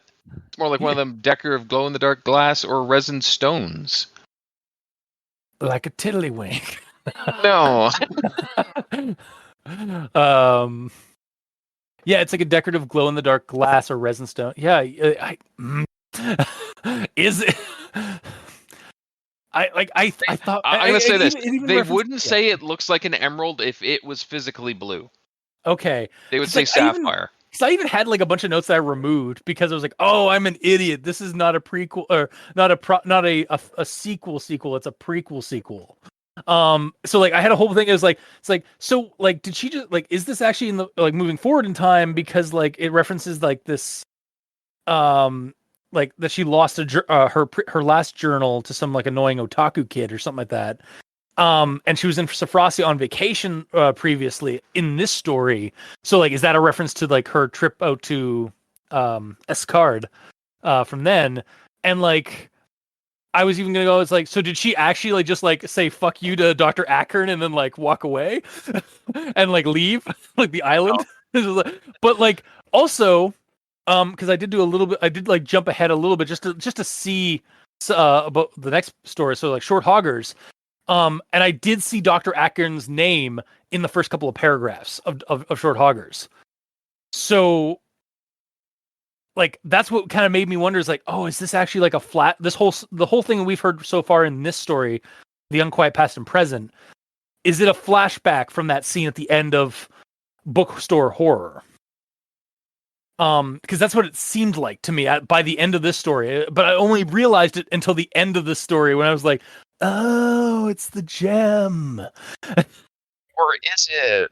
Maybe. It might be something completely unrelated. And here's the other thing. Maybe like when she because in the previous story, hang on, yeah, a golden green brilliance with a shimmer which shimmered like moonlight over a tropical bay. A lot of not blue, I'm hearing. I mean, moonlight over a tropical bay could be blue. No, it shone like that. Okay, yeah, here. Hang on. As I watched the thing slowly illuminate the room with a blah, blah, blah. While the lively discussion continued, I could only stare in shock, unable to believe that this unholy relic would be finally coming back to me. So, in the previous story, Bookstore Horror, that's where this line is at the very end. So, it sounds like that. Oh, like we're about to get like her. Like I kind of interpreted this story that we've read, the Unquiet Past and Present, as being a flashback because of that line at the end of Bookstore Horror. But I think it could also maybe be interpreted that this is like in this happened after her vacation in Bookstore Horror, but like it doesn't make any thematic sense. So if that's the case, so we get no resolution from that line from the previous story. Yeah. I like, because it really feel like, I'm just, oh man. Also, my last bit of comment on this is that we now know what a kind of good an idea of what a spirit ally was, which he did reference in the previous story too. But we never got a description for what a spirit ally was. Now we know it's some kind of like guardian spirit or like ghostly thing that like floats around her that looks like an eyeball. Mm-hmm. So sort of like some kind of arcane like security drone in a way. But yeah, that's my actual thoughts for chapter 3. Yeah. And yeah, I still feel like an idiot. So, yeah. I I feel that this last chapter more ties into the other story that we had where someone came knocking on our door. yeah. Oh yeah, the Ellie Lambert story, yeah. Yeah. And I think the next story we're covering is Short Hoggers, though we're going to do that as a two-parter because that's a very long story. But Ellie Lambert has like the Ellie Lambert story is supposedly an earlier version of the Short Hogger story. So like, Yeah. I have a feeling that we're gonna be rereading a bunch of material from Ellie Lambert in Short Hoggers. So I think it's like like you just said, like I think this story kind of preps for that foreshadowing to that event. Yeah. So basically, we know that it's the Hell Lion at the door. Yeah, that's with what this story. we have a name now for that shape-shifting thing that that was Yeah. like changing through like multiple things. If that even is still going to be a thing that that it can do in the next story. Do we even know if that's the same creature? Because it came out of the gate, dropped the disc-like thing into the sand, and then went invisible somehow and began stalking her all the way back to her home. So Yeah. so that's why I get the Yeah. case of it. Also, maybe the hobgoblin, like the hobgoblin and the Jerka. the churka, like they call it a hell lion, but like maybe that's just like a slang term for what it is or something like that. Yeah, So like possibly. it might, yeah. Yeah. But yeah, it's just like it. Well, and this could very well be the vampire scenario, because she's flicked something shiny onto the beach and waited, and she's picking it up and bringing it into her home. Oh, like inviting it. Yes. Yeah, that could be something like that. Yeah. Also, I'm scouring like chapter 2 and chapter 3, like near the end and stuff, to see does it describe what the color of that disc is? Because if that's the case, it could be a situation of like the image is not exactly what it's supposed to be. Does it say blue in any of the descriptions of it? That's a good Walking point. to the edge of the beach, he took something shiny from his coat pocket and flicked it out onto the sand. Then he watched and waited. That's the end of chapter 2. Chapter 3, out of the corner of her eye, she noticed Miss Tabitha pawing at something sparkly. Kess walked over and for a closer look. She thought it was a piece of abalone shell, but looking more closely, she saw it was a crystal eye. What the hell is an abalone shell? What does that look like? Actually, it's one thing I did not look up. Yeah. It's a blue shell. Is it? Okay. So, Well, I mean, it's like it's like pearlescent. it's like oily water blue, like rainbow blue. There's some green in there. There's definitely some greens in there. It's still good. It's still good. Some of these are greenish, I guess. Yeah. I don't know. But I'm then like double checking further, like because it starts glowing or like it's shining, right? No, it doesn't glow when she has it, as far as I'm concerned. Isn't it like she calls it has much more radiance? Yeah, but this means it's literally glowing. That's usually like, yeah, that's true. It's just like a radiant, like a shine to it. So like that could just be like the reflection. Yeah, it doesn't specifically, aside from the abalone shell, it doesn't specifically call it blue. But then it also doesn't say, but in the picture it says, it shows clearly blue. That's also not like an image by M.M. Pratt, I don't think. I think it's actually pulled from something. Maybe, but that's still pretty blue. Pratt. Yeah, that's still pretty blue. If it's meant to be green, like I'll freaking hue shift that myself if I have to and offer it to you. Yeah, no, I mean, I am slightly colorblind in darker colors, and that's coming off as blue to me. So, oh, it's entirely blue. Yeah, okay, good. It's as blue as the Paramount Plus ad that's on the wiki right now. Yeah, straight up. Okay, you have that too. Okay, good. But yeah, so yeah, like I'm still not sure if I'm an idiot or not about like thinking this is. Let me calm your mind. Yeah. We're all idiots. I feel better. Okay, good. just to know that I'm not alone. Yeah. You're not an idiot.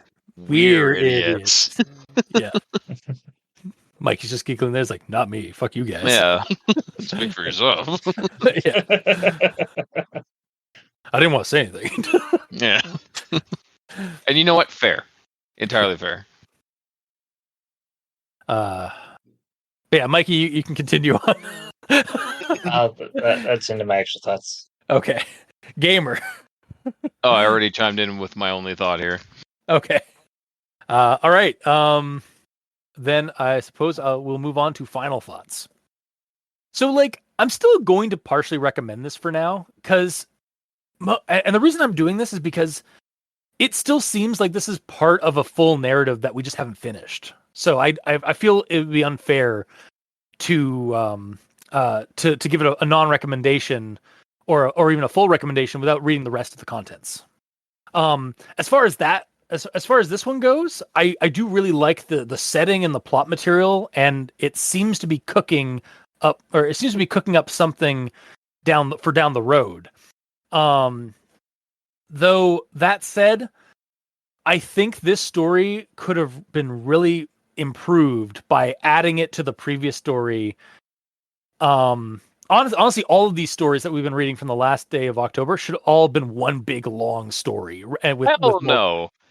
Screw you, sir, and the horse you rode in on. That would with be so multiple long. Yeah, no, it's basically going to be a novella.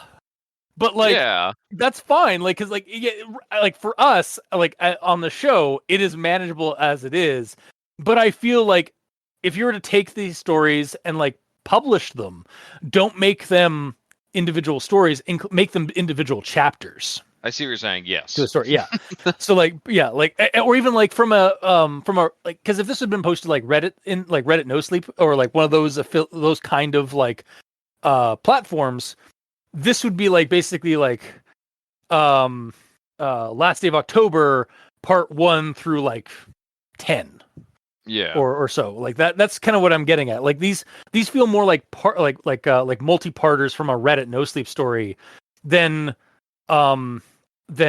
individual stories that need to be read out of sequence.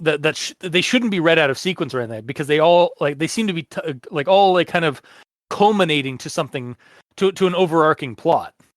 But they're all done in like they're all cut up into these individual stories. And it sounds actually, even in the comments when I was looking at through some of the comments below the story, it seemed like they M and Pratt was like writing them every month or so, like from each other, and then she would like post them. So like these were actually, it was kind of in the similar format to what like Reddit No Sleep authors do sometimes, where they'll like write the first section of a story and then get some feedback and then write the next one, or just they want to write this whole big long story, but they only have part of it, so they post part of it out first, and then they do it in like a serialized kind of format. Yeah, that's kind of what this story really kind of feels like. Is like a serialized story that you need to follow along with, and that's why it's under they're all under the same title, Last Day of October, with these subtitles.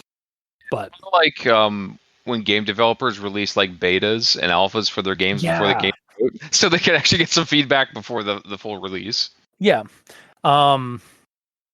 So yeah, that's one thing. It's like, yeah, it definitely feels like this.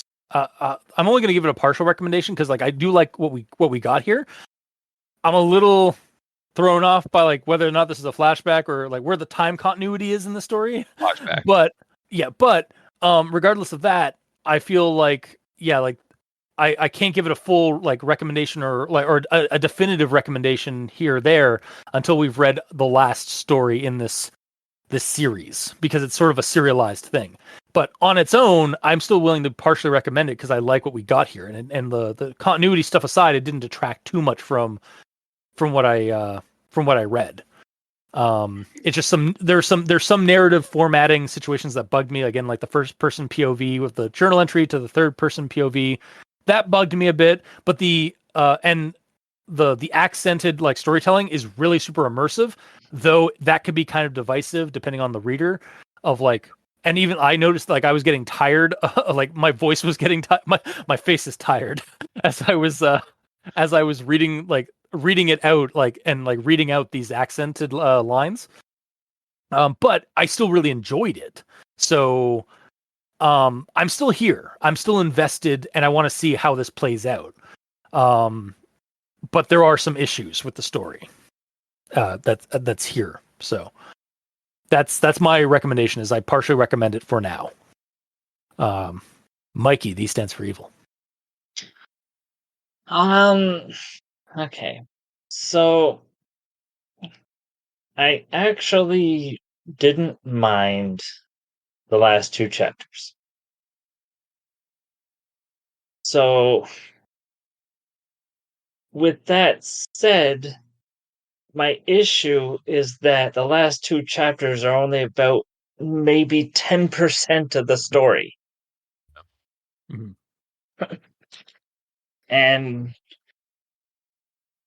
the majority of the story is in chapter 1, where we get the accented troll, which Yeah. to me detracted from the story, especially when in some cases the the troll basically says a bunch of stuff, and then later we get Kess's explanation of what was just said. So, did we really need the explanation with the accent? Yeah. Again, this it sort of boils down from what I was saying with this could have all been like journal format from Kess, just kind of paraphrasing what was told to Yeah. her. Even though like I liked the immersion thing, I can see what you're saying with the like it's a lot. That accent's a lot. Yeah. Eh. And to me, that really detracted from the story, because if I was just reading this on my own, I probably would have stopped before even getting to chapter 2 or 3, because that's how much the accent detracted for me. Yeah, So, with that in mind, I am still not recommending this. tough but fair. Gamer. So for me, as far as I could tell, like, okay, if the coin, the tiddlywink at the end, is in fact green, and that picture is just a lie, then that's fine. Then Mhm. because when I first read through this and I saw the blue pog at the end, I was like, so this entire story that I just read didn't answer any of the questions from the previous story. It's adding Yeah. more questions. That's what I originally thought, Yeah, not even considering the fact that the image could be wrong. yeah. Because all the images for the story have been put in by M.M. Pratt, and half of them, or more than half of them, have been actually drawn. So it's like that Except for is this the way story. it is. Except This for the story story, is yes. Yeah, this story is all photos. It seems so. Yeah. Yes. But because of my previous experience of like all of these photos are basically like that's the gospel truth of what it is. Yeah. That's what this immediately made me think it is. So, but it might not be. I don't know. If the thing's blue, I'm confused. Maybe there's another story after this that explains how it's blue, but then it changes into this emerald color when it's evil. Maybe that's it. Maybe it changes when it's active versus dormant. Like Yeah, when it's dormant, that could it's be blue. it. When it's when it's emerald when it's active. Maybe it's identical except for the color, and that's what like brought what she was like really focusing on. Maybe it's just the other side's green. Yeah, that's the one thing it does. Yeah, just the one side's blue, the other side's green. That's it. Yeah, I don't know. But yeah, But like as of with the previous story, there's like 4 stories going on in here in one story, and it jumps around a lot, so it feels like kind of disjointed. Um, that being said, even with my previous recommendation of the previous story, I feel like I'm not judging these fairly. Because what I'm doing when I go into reading one of these, I am reading it assuming it's going to be a scary or creepy story. yeah. And these aren't necessarily scary or creepy. They're fun and interesting, like whimsical stories. Yeah, There are some like darker elements to them, but 90% of it is lighthearted. Yeah, this is definitely blending into so there's a genre of like fairy tale that's like that goes into horror sometimes or has horror leanings, and they're usually just called dark fairy tales. That's kind of what, or it's like dark fantasy. This is kind of what that reminds me of. Like it's not quite horror because of all the whimsical stuff, but there's horror elements in there. And I say 90% of this is lighthearted. Meanwhile, 90% of this was a troll telling a Gurdon about a family that like was cursed and like The they're revenant bodies on come the back. revenant bodies are killing people. Like, yes, Yeah. that is still dark. So And- my previous statements are wrong, but you know what I mean. Oh, and I forgot to bring this up in my notes. So when I was looking at the other story, and reading this story, we find out about the 4 missing kids, like Yeah. those 4 Brit kids. They're referenced in the last story. That Dr. Akron, when Dr. Akron is talking about the disappearances, specifically like the Ainsley girl, but then like early on in the 1940s, there were 4 British kids that went missing. I think that's a reference to these 4 British kids that went missing in Madame Mosley's story. I guess, yeah. But yeah, so again, if this is a flashback thing, like this is she's getting information from multiple sources. It kind of seems between the 2 stories, or like Kess is actually getting like she is involved in this from various vectors. But yeah, I just wanted to bring that. Yeah, sorry. No, good. Oh no, it's just like, yeah, I just wanted to bring that up because like I had meant to bring that up in my notes, but I forgot about it. So, and I discovered it last night when I was like going over the story and like listening to our last episode.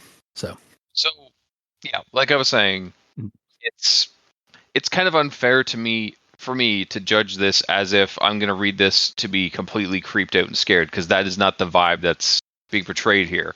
Yeah. It's dark fantasy, but it's not like DC levels of dark.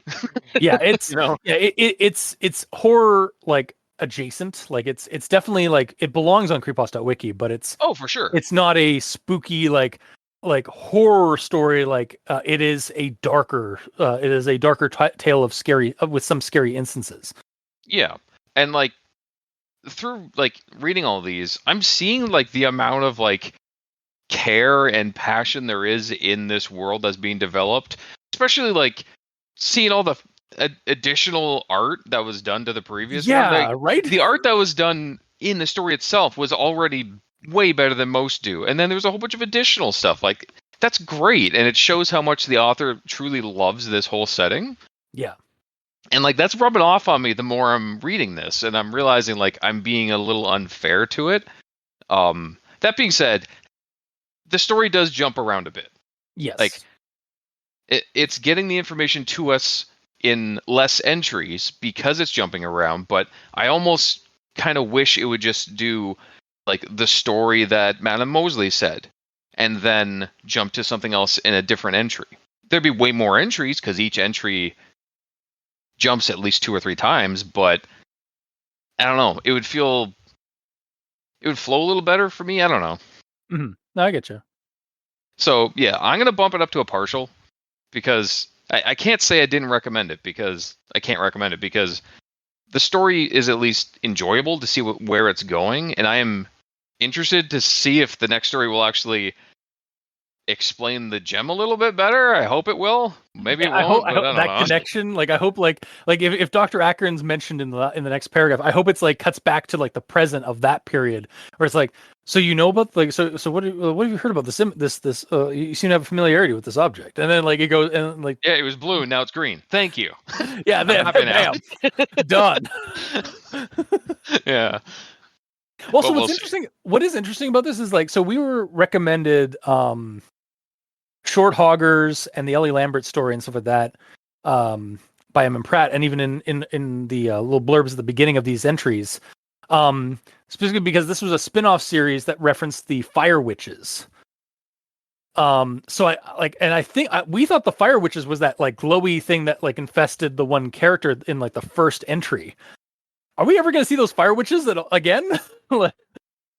Probably not. Is that I really wanted that to go somewhere. Yeah, or is that what this the Hell Lion is? Is that just another term for the Hell Lion or the Short Hoggers? Is the Fire Witch?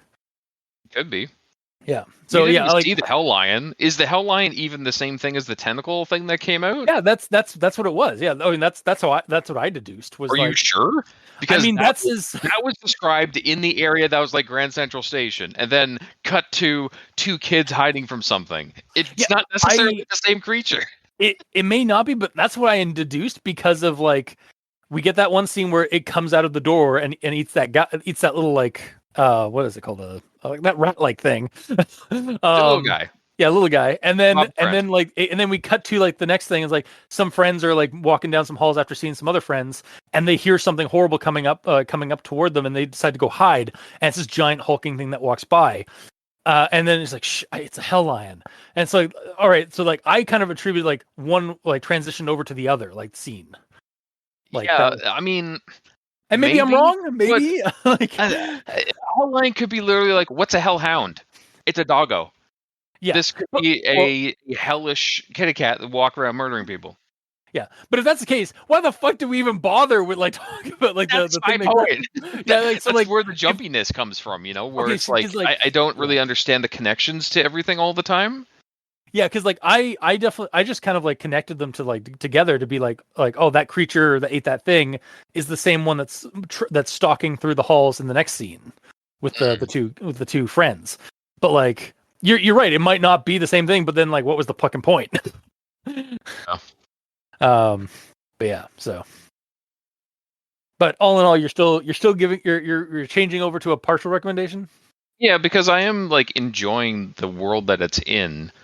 I just it's not particularly scary. It's more confusing, even for the characters themselves.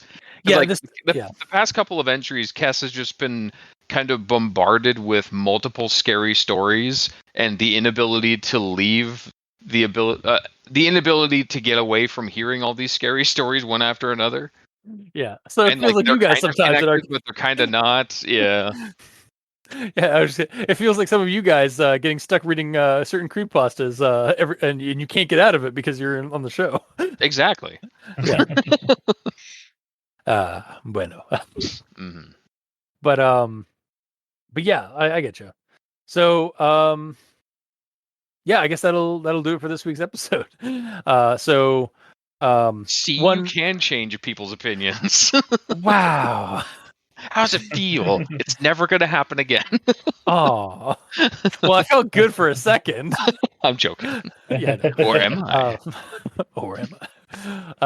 Yeah, so that'll be one non-recommendation and two partial recommendations. Again, like you said, like it's hard to like kind of judge some of these stories because they are all so connected to like they're all parts of a whole that we haven't finished yet.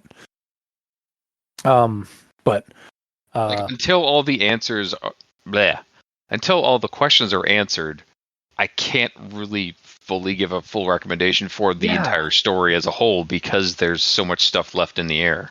Yeah, exactly. But we'll hopefully find out in the next 2 weeks. We hopefully we'll get a more concrete thing in the next 2 weeks because we're going on to the next one, which is Short Hoggers. And it's a longer one than the last couple have been, so we're probably going to cut it into a couple of into 2 parts. But yeah, we'll dive into that when we get there.